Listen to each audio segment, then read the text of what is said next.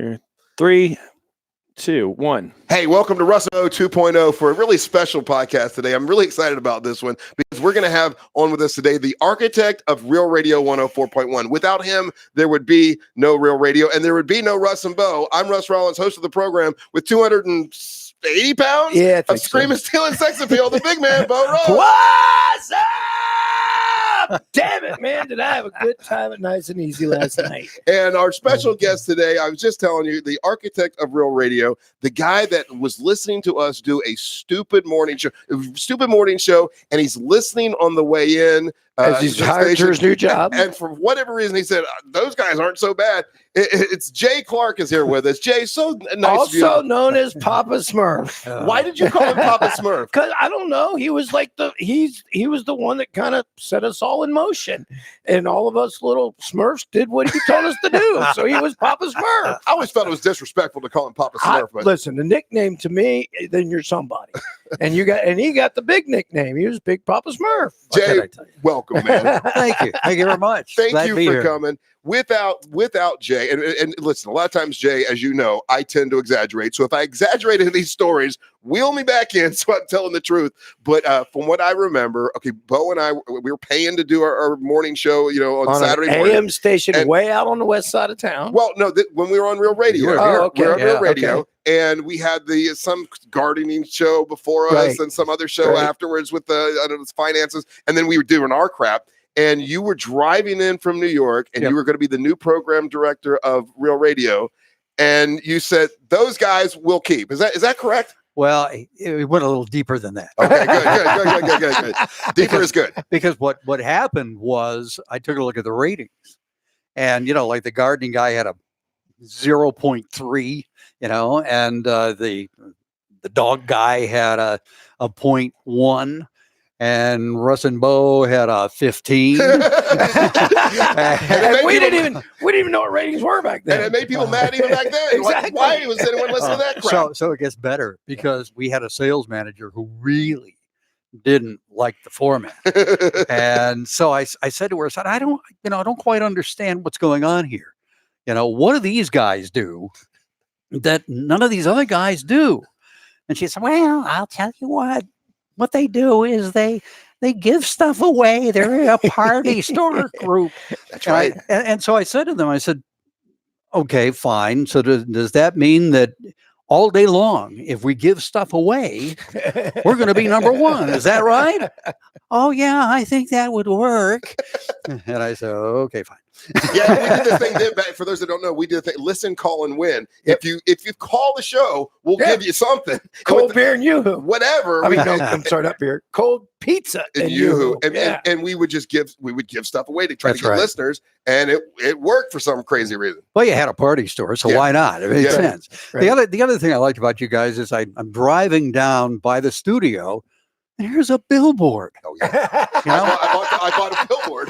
Now, press broadcasting was good, right? And I can't complain about them at all. But I knew that they weren't going to buy a weekend show that was on I don't know how many hours on one day. Yeah, it was on an hour. A billboard. Mm-hmm. It didn't make any sense. So I said, okay, these guys I got to meet, and then we're going to do this. And then the next step was to go into Mark, who was our market manager, who also managed the TV station, right? Now imagine this. I'm going in there and the only money that the radio station made back then was on the weekend. Yeah. It was all paid programming. They couldn't sell crap during the week because everybody said, "Oh, this is terrible, awful." So I go into him and I say, "Okay, here's what's going to happen. We're going to have to, and I'm sorry about this, really am, but in order to make this work, and looking at the demos we're looking at, which was adults, mostly male 18 to 34, that's what we're looking for. In order to make it work, we're going to have to play music on the weekends because they don't want to hear talk during the weekends. They want to hear music for the most part. And so those shows that are making so much money are going to have to go. Oh, and by the way, Russ and Bo. The stupidest one of all. You're going to have to pay them because we're going to put them on at that point in time. We put you on in the evenings. Yeah. And there were a lot of reasons for that. One of them was, and by the way, we replaced Bill Cross. So I don't know if you know this story. Yeah. When I was a kid and I was in the 6th grade, I always wanted to be in radio. So I did one of those days where you go. It's a job shadowing day, right? And I was job shadowed. I'm in the 6th grade. Bill Cross is the guy that sends me around and talks to me. So here we are many years later, and we end up replacing the guy that showed me as a kid how to be in radio. Yeah, well, that's the way it goes in this business. You're up, you're down, boom. There are no in-betweens. So Jay, coming into Orlando, to program this station that was going to be an FM talk station, at that time, of course, now everybody does a podcast. Talk is like a big thing now. At that time, though, that was kind of unheard of, wasn't it? Well, yeah. I think there was only like one, if I recall correctly, and it was like on the West Coast or in New York or Chicago. No, it was in New Jersey. Yeah. And the way this all happened with me is there was a fellow by the name of Walt Sabo, and he actually ran, I think it was 101.5 in New Jersey. Okay. And Jersey 105 was a big station, and it was talk. And it was really the first time that FM had talk. And it wasn't, I don't think it was as far, I'll say to the left, but I'm not talking about politics. I'm talking about everything else. As we did, because they did do some politics in New Jersey, but it was very local. Mm-hmm. And he also learned that on the weekends you want to play music. So he calls me one day and he says, "Hey, I'm in Cleveland. How cold is it in Cleveland?" And I said, it's about 20 below right now with a wind chill. He said, "Yeah, okay. And what have you been doing?" And he knew. I said, "Well, I've been up since 3:30, closing about 150 schools," because it was a very traditional talk station. Mm-hmm. And he said, "Well, would you rather be there or would you rather be where I am? I'm here with a pina colada in one hand and a beautiful woman in the left hand. What do you think?" I said, "Well," yeah. And going to Florida, I mean, you love sailing. Now, people might not know that, but Jay Clark, by the way, Jay Clark here, he is our original program director. And I, in my mind, it was always been the architect of Real Radio. I didn't realize that Walt Sabo, but he was the consultant, right? He was the consultant, yeah, right. And he was the consultant for Press, and Press won or actually ran the station. Yeah.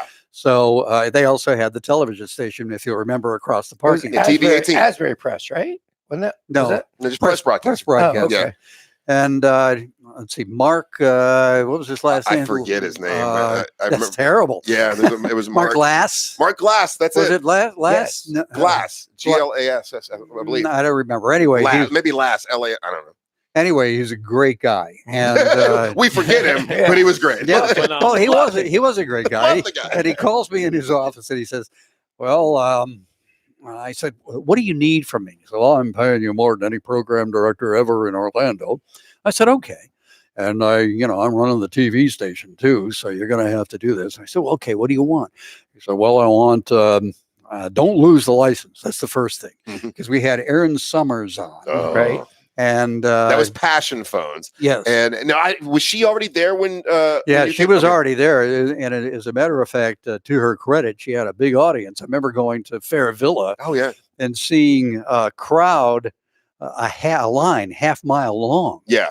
With waiting to meet her. And for those that don't know, like Aaron Summers, she now there was a woman that did it before. It was Susie Cerrone, yep. but she was but Susie Cerrone was like having your sister talk to you about sex. Right. Aaron Summers was like having a stripper talk to you about sex. Exactly. Like she was very, and people she had the voice. She had the voice. Hi. Yeah. Hi, this is Aaron Summers. Yeah. Yeah. Now, and it got real graphic. That's right. Do you spit? Or do you swallow? I know. And when she did that, that's when they decided that they needed a program director that knew what he was doing, right?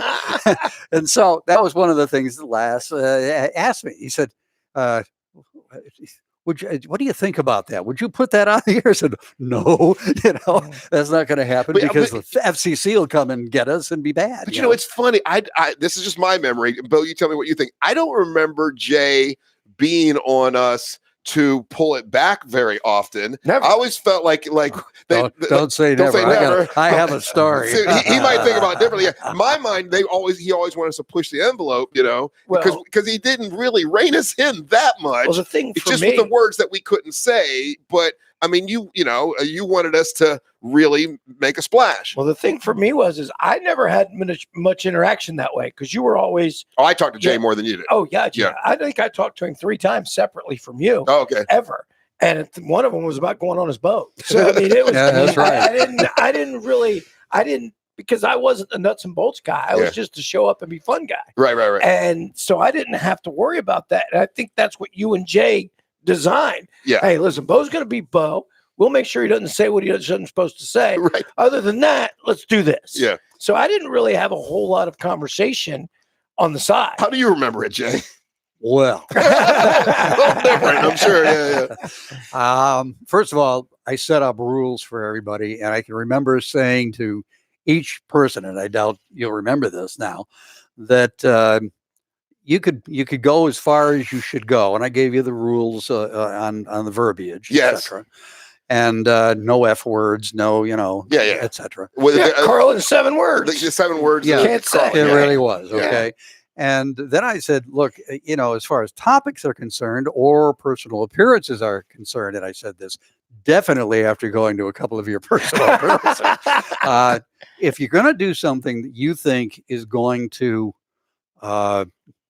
get you in trouble, then bring it to me first and let me take a look at it. Yeah. And if I say yes, then it's my problem. It's not your problem. Right. And you did that. You were really, except for one day. Which one? One day. One day. One day when you were with. What can we do? Why was it Bubba? You were with Bubba, and Bubba wasn't being Bubba. He was being a doctor from the Carolinas. Okay. Bubba Wilson. Okay, and he was being a doctor from the Carolinas. Okay. Yes, and he was talking about the fact that there was so much inbreeding because that they needed new blood, so to speak, and so he was going to test your audience because he had to bring people back. He had to bring sperm from here. Yeah,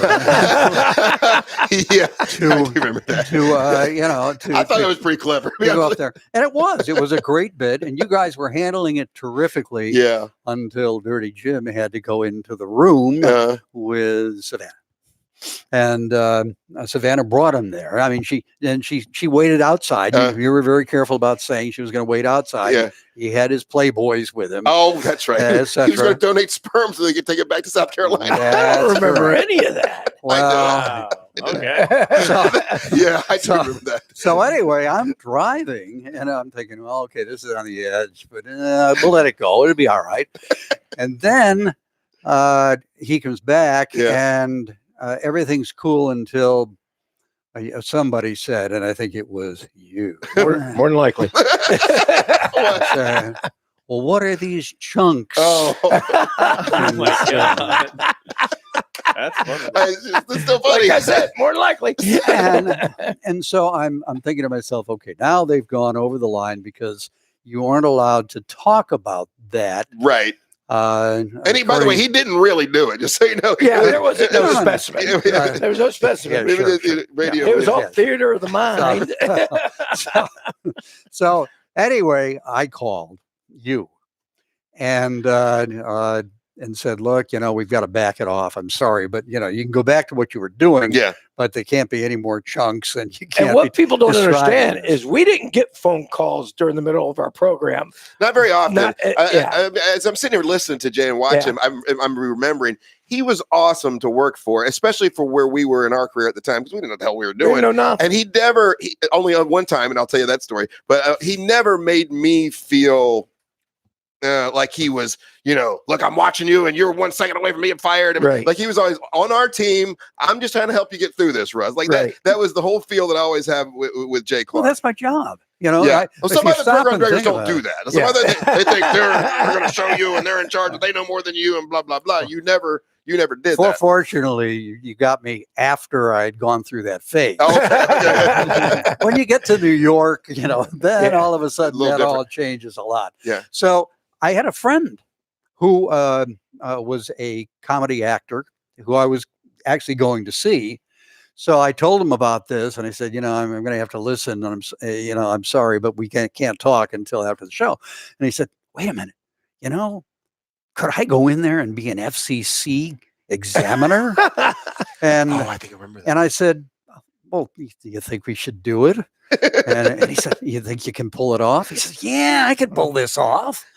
So after the show, because you're right, I very, very seldom call during the show. Yeah. I mean, because you're doing your thing. Mhm. Unless it's going to get you in all kinds of trouble, why would you want to stop it? Right. That's part of entertainment. Yeah. And so I call right after the show, and or maybe you called. No, it was the chief engineer at the time. I forget his name, but whoever Fluffy.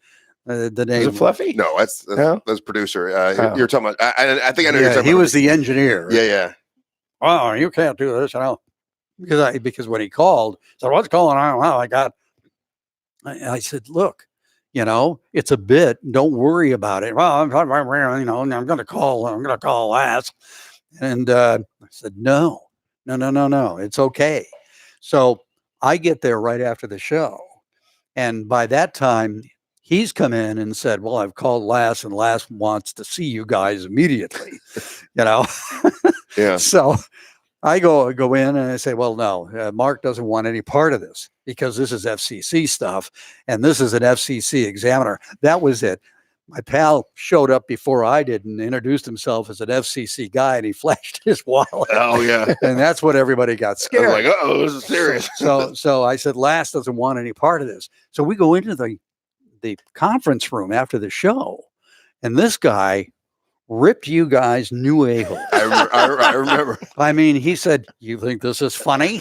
This isn't funny. I didn't think we were still laughing. We're back over there going, Yeah. yeah, kind of. Actually, And yeah. all of Chunks, us- come on. And all of a sudden, the laughing stopped Yeah. because he said, I was brought in here to listen to you guys because your license renewal is up. Mhm. And I know what I'm going to say when I get back to Miami. Yeah. And it ain't going to be good. And by this time now, it's really bad. You have, I guess I should say that, you had tears in your eyes. Oh, because yeah. You thought It was that over. the game was up, Yeah. and not only that, but you destroyed the station. Yeah. Right? Yeah. You're still laughing. I still don't remember this, so it's not taking it too I seriously. remember this. Yeah. And I can remember him finally, finally we said, it's a joke. And, people Yeah, were funny swearing joke. and laughing. Yeah. Son of a bitch. Yeah. I could see Russ without wanting to kill the guy. But what you guys did is you had Savannah and Bubba out in the parking lot, and you guys went out there and said, well, we got fired.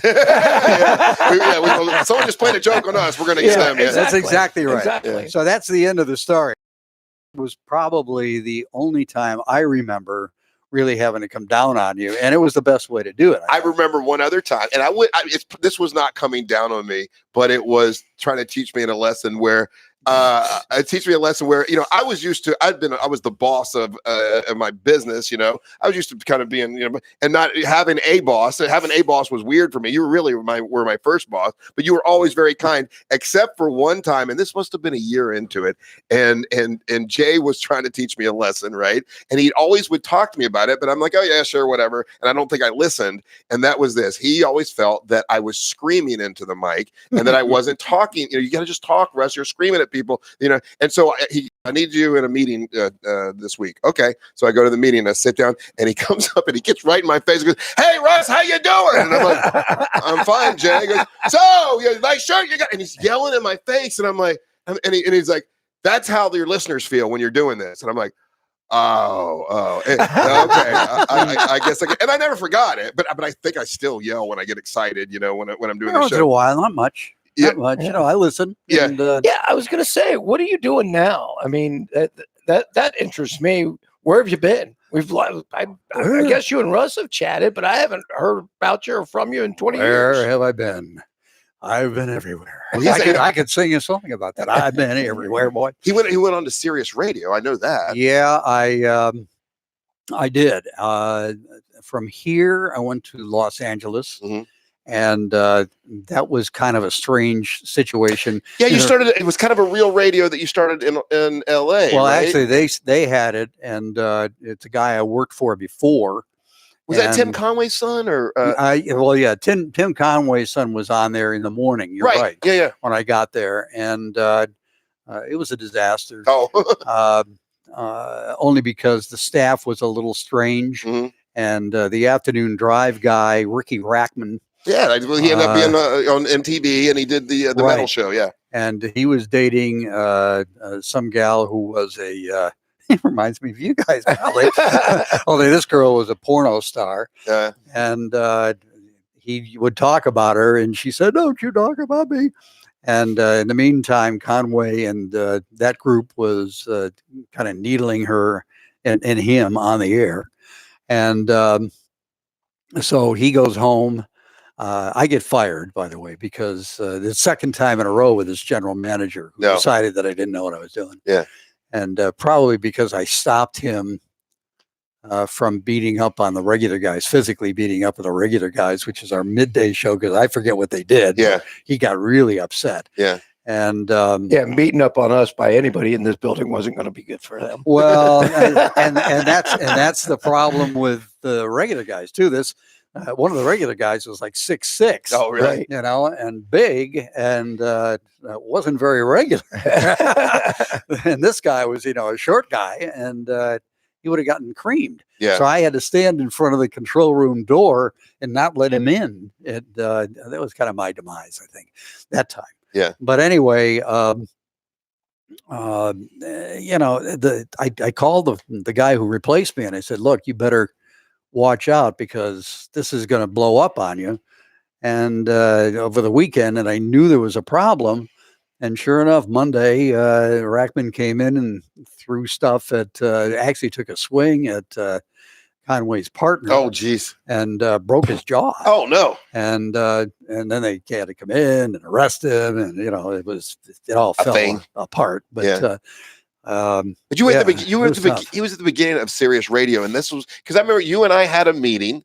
You came to me one time, and we had a meeting over in Winter Park, and Howard was looking for someone to be his midday show, right? Right. Yeah, and you came to us. Well, I did, and also Bubba in Tampa. Well, I'd given you Bubba's name, and because I said, listen, I don't think any of us will be able to leave Orlando. I mean, because we all have kids, and honestly, we were scared. It was like, I don't know if we would fit in New York. And I said, try this guy Bubba, and that's when I think you met him, and you kind of got him that gig, right? Yeah, in fact, I begged you guys to come. You did, because Howard wanted you. I mean, I played some tape on it, and Howard knew you and knew what you were doing and liked it. And you didn't even have to leave here. I mean, that was part of the deal. But we would have set up a studio for you. Do you think we made a mistake? I look back now and I wonder if we made a mistake. Now I've been doing this for 26 years now, so I've had the longevity. If you take that gamble and you crap out, then are you out of the business? So what do you think? Do you think I made a mistake with that decision, or do you think we did the right thing? Well, the way that I wanted to do it, and I didn't know whether or not iHeart would have, was that you could have kept your job here and you would have just gone in and done a second show over there. And so if that were to happen, if iHeart would have allowed that to happen, then yeah. Yeah. Absolutely. If on the other hand, and I think this was part of the problem, iHeart didn't really want you to do it at the time. They didn't. Then, I don't know. I take a look at my career. I've been out of Sirius now for almost 10 years. And, and I'm still looking for work because, I'm my age and I've been out of the business for a while. And so, I'm consulting. Yeah. Anybody want to take on a consultant. Here I am. Radio. Yeah. Look, one of the best. Honestly, I look back fondly with Jay because Sure. he walked us through this. So when you look at the radio station that you built at the time, Jay, back in the early '90s, and then you see what it has done. What are your thoughts? I mean, you've got to be somewhat proud, but I mean, what are your thoughts about the way the station either has changed or not changed? Well, again, it was the Wild West Yeah. back then, and Boy, you, was it. and I mean, down in Sebring, we had to take grab some trailers because we do the big race, and I have to go down there and live on the racetrack for a week, which doesn't hurt my feelings at all. Yeah. But I go in there and I'm talking to the manager, and I said, he found it was from here, Orlando, and I asked. He said, "Where'd you work there?" And I said, "Well, I programmed Real Radio." Real Radio, do you know Russ and Bo? I said, yeah. He said, "Best thing I ever did was have my car washed at their car wash. It was amazing. I want to go back there and do it again." Yeah, the topless car wash for breast cancer. And that Hell yeah. okay, and that's still a sticky point. Just so you know, I'm glad you brought that up. Okay, so the topless car wash, which at the time we all thought this is brilliant, Yeah. brilliant idea, right? Yeah. So I'm like, Jay, don't worry, I'm going to set up these tents. That's So nobody will be able to see from the road. So when the cars come in, they'll be inside of a tent, no problem, and the girls can wash them topless. And my first wife was one of the girls. And so when we're doing it, I'm like, well, we don't need the tops on the tents. I mean, we just need the covers so people can't see in, right? So we're doing the topless car wash, and the cars are coming in. The strippers are washing the cars topless, not thinking about we're set up right next door to a building that has like 3 floors on it, and all these people were going up to the 3rd floor to see in, and it's this big to do. I think it was MBI like takes pictures and shows. It's crazy. Oh, yeah. But the only person that got suspended was Dirty Jim because he was out On at the site. event, Exactly. and the argument was, well, he should have stopped it. It was the argument, and he still hates us to this day because we didn't get. So why did Jimmy get suspended and not Bo and I? I'm just curious. Because it was Jimmy. Because it was Jimmy. What do Best you want? answer ever. Mr. Serious. What can I say? He was so serious at the time. Yeah. But Serious was probably, other than this place, and well, actually there are 2 other places, but this place during that time, and then Sirius were the best jobs I ever had. Sure. And I think because they were sort of startups, and I like doing that, and I'm good at doing that, and I'm good at hollering at people who are hollering, because that's one way to get it through to them, that you can't do that. I love talent. I love you guys because of that. And if I ever did raise my voice, and I didn't do it very often here. I don't recall it at all. But you did it me, but not you. Yeah. But I'd go back the next day. It's funny because I was telling my son this. He's actually an assistant director on something that's going on downtown next week. He's music theater major at Emerson College in Boston. Yeah. And he had to bring some people down because they did something dangerous. And he felt kind of bad about it. And I said, well, listen, you go back the next day and you say, the reason, if it's true, the reason you do this is because I love you guys, and you don't want somebody to get really hurt. And so when I see something like that, I'm gonna lose it a little bit, because just think, you care about them. You care about them, and somebody in this particular case could have broken their neck. So, Right. So that's important. Hey, so you've worked with some of the best talent that there is. I mean, you've worked with Howard Stern. You worked with Bubba the Love Sponge, right? You worked with Russ and Bo. You worked with Jim Phillips. You worked with a lot of talent. So when you're dealing with, and I'll say temperamental talent, but when you're dealing with talent who they have egos, what I loved about you, Jay, was that you, for me, I am one of these guys that I need the verbal words of affirmation. You were really good at like, hey, Russ, that was a great show. This was really good. This was really fun. And that for me, I fed off that. But I'm sure there's other talent that didn't. Did you treat different talent differently, kind of knowing what they needed, or were you the same way with all the talent?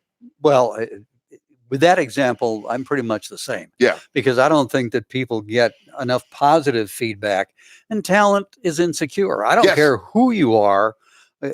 Talent's insecure. They need to be hugged. Right. They need to know that what they're doing is right. Even if it's Jim Phillips. Especially Jim Phillips. What, are you kidding me? I mean, there's no doubt about it. I mean, he comes out and says I was a jerk, but the fact of the matter is, Jimmy is one of the most talented human beings I've ever met. Sure. He was a news guy, Yeah. who came in and was going to do a very straight news thing. And then, when we hired Howard to do mornings, he came into my office and said, I've been thinking maybe I ought to be a little funnier. And I think that that's the way it's going. What do you think? Do you think I can pull that off? Well, yeah. See, and I remember him making that shift after we came on. After we came on, and it was like, Right. these silly guys, what is this? And then he started talking to Miss B more. Yep. Because we were the first ones for Real Radio to have a cast. We had a cast of people. Yep. And usually it was Ed Till, Jim Phillips, Yeah, right. Guy Kent, the guy, and that was the show, and they just talked, and they didn't talk to anyone else. And then after we got there, it was like, oh, okay. And I stole it from Ron and Ron, but I mean, that was our thing. And then I remember Jim Phillips started talking to Miss B and talking to other people, and it kind of changed the whole station. Yeah. And then he brought me, and he says, Moira, we've got to bring this person in, and she's going to be her grandmother. I said, what? She's going to do the news as her grandmother. Well, all right, let me listen to her. And I said, well, I'll try it for a week. Let's see what happens. And it seemed to work. So the beauty of managing that way with real talent like you guys is that you come up with the ideas, and I go away looking like a hero. I was, if you remember, another thing I remember is that we went out one time to the Raceway, and we got an interview with Sterling Marlin, and we had it on. But it was backered in the wall. Back in the day, it was just the big round tape, and we came in, and I always wanted to make Jay proud of us, and Jay, we got this interview with Sterling Marlin, and he's like, oh man, that way to go, that's awesome. And Ed Till, who was on the air at the time, comes out, and Jay, just being nice, hey Ed, guess what? These guys just got an interview with Sterling Marlin, who was by the way the Daytona champion that year. That year, Daytona champion. He had won it. Yeah. And I remember Ed Till going, I don't give an F. I'm dying in here. No phone calls. There's nothing going on here. I don't care what Russ and Bo are doing. And he's yelling at you. And he goes back in the room, and you stop. You went, I need to go talk to Ed now, guys. And you calmly went in there. And I remember you had to talk to Ed a lot. Yeah, Ed was wired. God love him, but he was wired. Was he difficult for you to deal with? He was impossible for me to deal with, and and we're still friends. I mean, we still talk. Yeah, but he really didn't want to listen at all. And then he thought that I was beating up on him. Yeah. And it had a I guess he didn't like himself at the time. Yeah. So there's not much you can do about that as you move forward. And our stupidity drove him crazy. Oh God, yes. He pretty much let it be known. That but he liked us, but he's like, I don't understand why people listen to you guys. I would go out. After the show. I would go out with Ed every once in a while, doing whatever, and he could pull chicks, bro. Let me tell you, Ed had some chicks. Like I would hang out with him. And I ended up with good-looking dates because of Ed Till. You wouldn't think so, but it's the truth. But hanging out with him was fun. Working with him, I stayed away. He sang his theme song, I'm Ed Till. Yeah. It was amazing. What was the atmosphere like for everybody back in the day, where everybody is a big star, big personality? Was like, what's the behind the office like? Are people talking to each other? Are they nice to each other? Or is everybody like Well, I remember when we got here, when we moved up to the night times, and we would come in after Phillips. That was a little for you and I, and only for the first month, and then Jim was fine. But you're right. No. I'm not saying Jim ever was down to us, because he was never dismissive. He was always straight. But we were so like, oh my God, that's Jim Phillips, that we kind of walked around on eggshells. Not at his behest. It was just who we were. Yeah. And Ed, I just always looked at as, because Ed, he was one of the first talents that came to our store, so I just kind of looked at Ed as Ed. With as Ed kind of Till, wacky. I didn't know if the character on the air was the real Ed Till, or if the one off the air, because the one off the air was so nice to you, right? But the one on the air was an asshole, right? No, it was the Ed Till off the air that was the real Ed Till. Okay. And that was part of his problem, is the fact that he felt that he had to be this guy who was constantly knocking on people, which, by the way, was talk radio at that point. It was always the angry guy. Mm-hmm. And in the movie Talk Radio, I think it's an Oliver Stone movie. That's kind of what the guy is. He's very aggressive and yelling at people. And Ed Till was one of the consultants in that movie. And I'll tell you, Ms. B, you couldn't have loved a human being more than Miss B. You're talking about the behind the scenes. She was the sweetest, most fun. Didn't you try to beat up Savannah? Yes. That's true That's story. The only story not beat up Savannah. Here's what happened. What happened? Remember this. So we're young and we're like, we're gonna change this station. We were on fire. Every night we'd come with something crazy or whatever. So we start doing the show, and remember, Miss B and Jim Phillips had gone off the air. We're on the air at 7:00. So it must be 7:30, Ryan. And Savannah starts talking about how I'm the queen bee around here and I'm the one in charge. And no, ain't no other woman better than me. And about 3 seconds into that, the door flies open. Miss B has kicked the door open. And she's like, you better remember Miss B. And Savannah shuts up and sits down. And he goes, yes, Miss B. I mean, she put Savannah in her place. Quick like it in a hurry. And but you had so many big personalities at the beginning of Real Radio. It had to be fun. Well, it was fantastic. Yeah. Like I said, it was a startup. We were lucky enough to have really good personalities. I can remember the idea of Morning Drive, because Morning Drive wasn't working and we brought Howard in, but they didn't want to bring Howard in. At first, they wanted to bring Don Imus in. And I'm thinking, Don Imus? Don Imus is not the guy that is going to work with this radio station. Or Central Florida. Yeah. At that point. Or Central Florida. I mean, it just wasn't the right move. Right. Howard Stern was the right move. And, Mark actually overruled corporate on that one. And that was the good thing about Mark, is that, no matter what, he normally sided with me. I can remember when I first came into the market, for example, when we talked about playing music, I get this phone call. Jay, this is Sabo. Jay, they're playing music from Mars. Music from Mars on the weekend. Oh, it's awful. You have to change it to classic rock. Yeah. Because music from Mars is terrible. So, simple. What you do is you go out to the clubs. Oldest guy in any one of the clubs, by the way, in Orlando. Yeah. Old guy in the club's always fun. Here I am, Grandpa Jay. And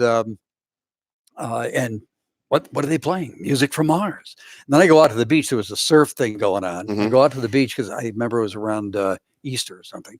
And what are they playing on the beach? Music from Mars. So I went into Mark and I said, look, the consultant, Walter, I respect, but he wants me to play, classic rock. I disagree. I think that, was it Richard Byrne or somebody was doing? Rich Berner. Berner was doing the music at the time. Yeah.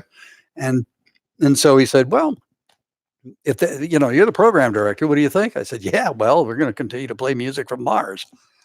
Yep, that's right. And that was Real Music Weekends. And that I thought was brilliant because it was music you couldn't hear anywhere else. It was kind of more underground stuff at that time. At that time. But what it did was it brought younger people listened on the weekend, and then they would hear commercials for, there's some funny talk thing on the. Let's try to listen. Right. So the radios would be stuck on that station in the afternoon, and they'd hear something. Reeled in a younger audience, which I thought was brilliant. It worked extremely well. Yeah. And I've noticed that iHeart has moved it more classic now, but that's probably the right thing to do at this point in time. I don't have any problems with that. At the time, music from Mars. Was the way to go. So what are your thoughts on this, Jay? If you look now, now even iHeart is the number one in podcasting. Everyone's got a podcast. So at the time, what you came up with, or what you came up with the radio station, was a talk format. People will use talk as entertainment. Now that's spread to everybody's got a podcast. Everyone realizes this is a great format, a great thing. Are you surprised that the talk format thing has grown the way that it has? No, I'm not surprised. except that I don't know. I think the podcasts actually are better than a lot of the talk shows. And I think the talk shows have gotten old, a lot of them. And, I know this is iHeart and they're going to hate me for this, but not really. Local. The reason you guys work so well, and this station still works well in the marketplace, is because it's one of the most local radio stations in the market. Mhm. You're talking about what the people here are talking about, Right. no matter what. And I truly believe that there are going to be two kinds of radio that end up working. Now, they're going to be the iHearts and the bigger companies that bring in talent and have talent on other radio stations. They're New York, Los Angeles, Chicago talent, or they're great talent. And then they're going to be the guys who have a few local stations. Mhm. And the economics of that is the question for me. So I think if you have a radio station that can be really, really local in a market not much bigger than this, because I don't know if you could put something on against you, and iHeart's been smart enough to keep this station, very solidified into the community, Mhm. Along with a couple of their other stations, frankly. And I don't know if you could do it in a market this size, but I think smaller markets, smaller medium markets, and certainly small markets, that's the way to go. And then you have to make sure, unlike what's happening with me, Mhm. Where I'm consulting right now, and actually it sort of is, but it's taken 2 years to get there. Mhm. Then you have to start talking about, okay, we're going to stream. Okay, we have to have a website. Yeah. All right, now the three people who are at the radio station should probably be doing podcasts on a regular basis. Oh, and by the way, when you go out, personal appearances, that's really important. That's one of the things that has kept you as big as you have been able to keep yourselves, because when you first were here, you were out all the time. All the time. Yeah. I mean, all Love the time. I still want to do that now. Yeah. That's why we do our podcast on the road, because I loved that part of it. Well, it's an audience. Russ, It's and- live. Exactly. I get the feedback, the initial, the feed, the love, and the hate I like to deal with. And he was the one that was at our very first live promotion. Oh, I know. Yeah. Listen, without Jay Clark, I won't Jay tell Clark, the story, I swear, guys. there would be no Russ and Bo, without a doubt. Yeah. Jay, what do you think the best bit they ever did while you're working there was? Well, Oh, man, That's- that's a long time that- ago. And there's just so many to choose from. That's a long time ago. Well, I wanted to ask the worst one, but All right. talking about how you got in trouble. well, let me say first that the best thing that ever happened to them was that they were real. Real radio meant real personalities. And once they were real, then I think the rest of it grew exponentially. So, to take a bit, one of the, I really liked the bit that we talked about earlier. The topless car wash. You just can't put it on the other one. No, Yeah. the Oh, Yeah, Oh, yeah, the one where Jimmy. Chunks. Yeah. yeah. I think I'm gonna start calling Jimmy Chunks now.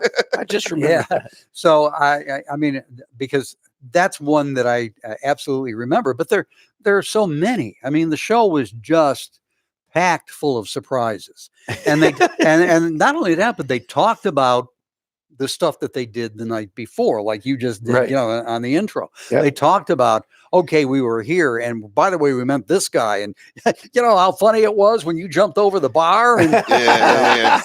I mean, that was all real stuff. Yeah. But you know what happens, Jay? Now I've been doing this 26 years or whatever. At first, yeah, you're out all the time. You're young. You're doing all kinds of crazy stuff, and you're wanting to be something. You want to get attention. You want people to know you. And then after a while, you kind of make it, and everybody knows who you are. And so then you get to the point where you're like, man, I don't feel like going out every night. I can't go to dinner without getting spoken to. And then throughout that 26 years or whatever, using real stuff. So like using reality or using your real life, sometimes that can ruin parts of your real life. Yeah, there's using it on air, as there's some cause and effect to that. There's cause and effect. So there's Ricky Rockman Radio. yeah. There's it's crazy. So I know we got to wrap it up here in a minute or two, but so who is it of all the talent you've worked with? Who is it that you're surprised is not working anymore? Who is it you're surprised is still working? And you could say me if you want to. And what? He's not surprised, but there's many others. What talent is it that maybe you miss, or you're surprised that they're doing as great as they are? Craig Carton. Who's that? He was a talk guy in Cleveland that I worked with.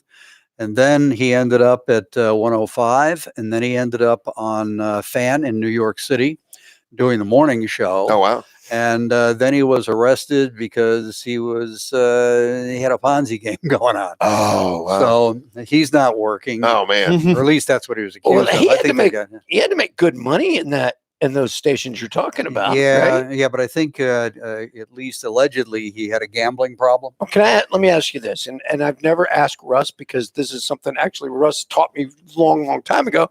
Money is not anybody's business, and what you make is not anybody's business. So I'm not talking about Russ, but I'm talking about guys like that outside of our market doing those what kind of, because everybody asks me all the time, what's Russ making? What's Russ making? I'm like, I don't know. It's not my business. But what kind of money do those guys make when you're talking about a morning show in New York?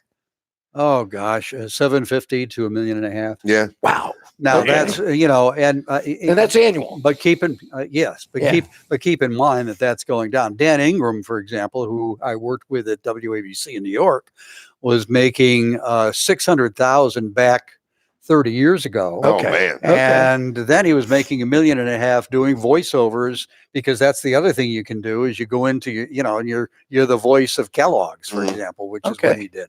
He was amazing at that. So so guy making a Ponzi scheme at $500,000 plus is got a gambling problem. A big one. You. And he's very, very talented guy. And I had to let him go because the general manager hated him. Oh, because he was sort of on the edge.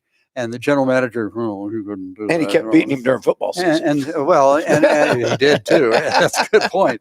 And so, I finally came to him and said, look, just like I would have with you guys, I said, look, the general manager's on me every day. I've got to go in and tell you that you did something wrong every day. It's not good for your career. It's not good for your ego. And so I got you a job in Philadelphia. And I did. I called a friend of mine, Tom Bigby, and he hired him at WIP in Philly.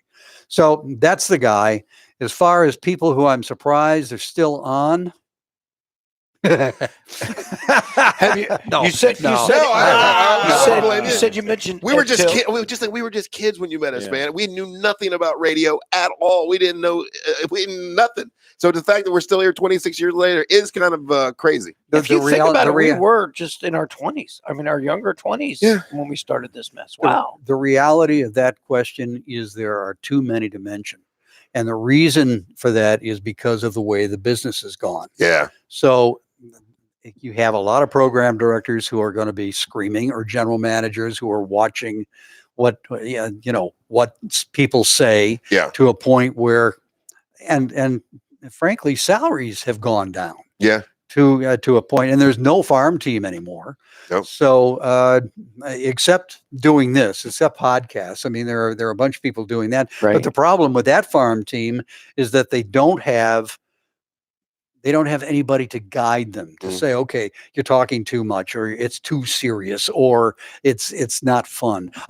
Here I am. I can be reached at jclark.com. So, okay, you mentioned your age a little bit earlier.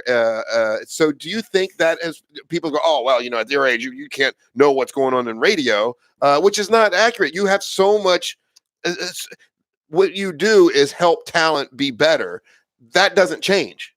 No, it doesn't. But at about 55, people start losing jobs or not becoming hireable. Now, no one will ever say that, but I've gone to, for example, websites, and they can't ask your age, but they ask, when did you graduate from college? Right. Or when did you graduate from high school?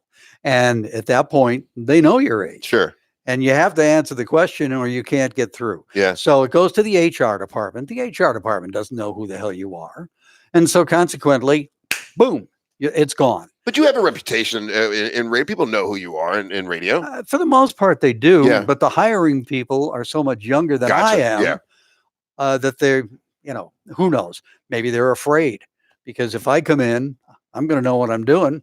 I can tell you that Mel Karmazin used to use me against my boss at Sirius, because I knew radio and my boss at Sirius knew a lot of other things that they needed at that point in time. Yeah. But if Mel thought he was going to be able to catch him in a mistake, he'd bring me in the office with everybody else, go around the table and say, well, what do you think? Oh, don't worry about their research, nothing. Right? They'd come to me and I'd say, well, I'll tell you what, if we get rid of this group, we're going to be in trouble because people are going to, we're going to lose people. Mm-hmm.